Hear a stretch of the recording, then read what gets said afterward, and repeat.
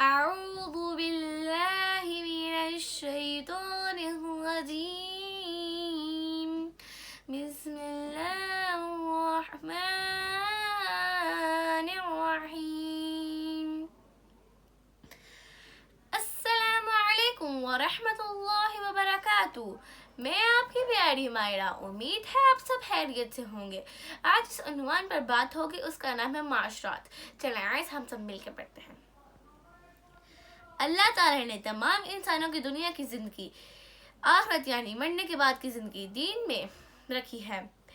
دین کے 5 مشہور شعبے ہیں. پہلا ایمانیات، دوسرا عبادات، تیسرا معاملات، چوتھا معاشرات، پانچواں اخلاقیات.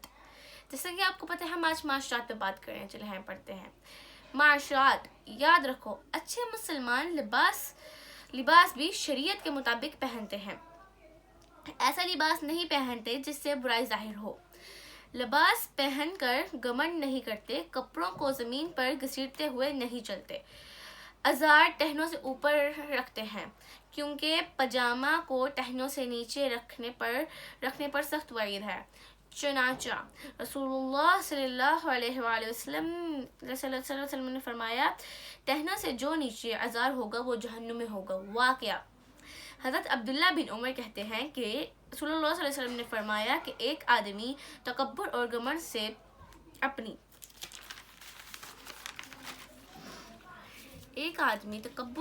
سے اپنی ازار کو گھسیٹتا ہوا چل رہا تھا تو وہ زمین میں دھنسا گیا ہے. وہ قیامت تک چیخے ہوئے گا، زمین میں دھنسا رہے گا.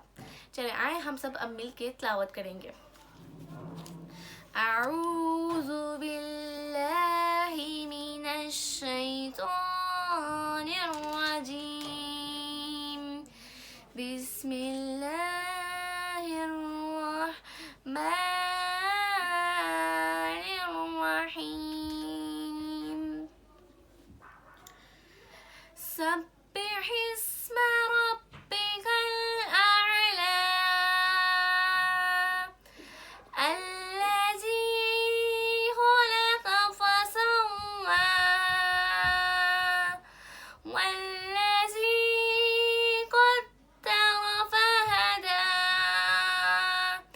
والذی اخرج المرعی فجعله غثاء أحوى.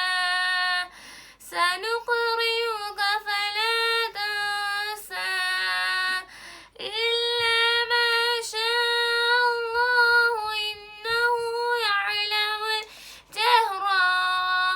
إنه يعلم الجهر وما يخفى ونيسرك لليسرى فذكر إن نفعت الذكرى سيذكر من يخشى ويتجنبها الأشقى الذي يصلى النار الكبرى ثم لا يموت فيها ولا يحيا.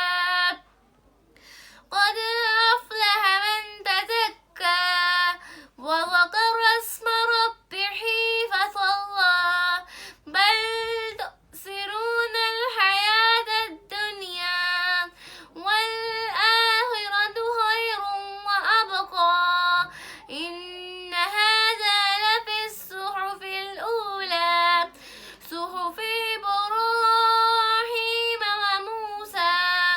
صدق اللہ العلی العظیم. جزاک اللہ. امید ہے آپ کو میرا ولاگ بہت اچھا لگا ہوگا. اگر اچھا لگا ہوگا تو لائک کیجیے، سبسکرائب کیجیے اینڈ بیل آئیکن کے بٹن کو دبانا نہ بھولیے گا. تب تک کے لیے ملتے ہیں اپنے نیکسٹ ولاگ میں. تب تک کے لیے مجھے اپنی دعاؤں میں یاد رکھیے گا. ملتے ہیں اپنے نیکسٹ ولاگ میں. تب تک کے لیے اللہ حافظ.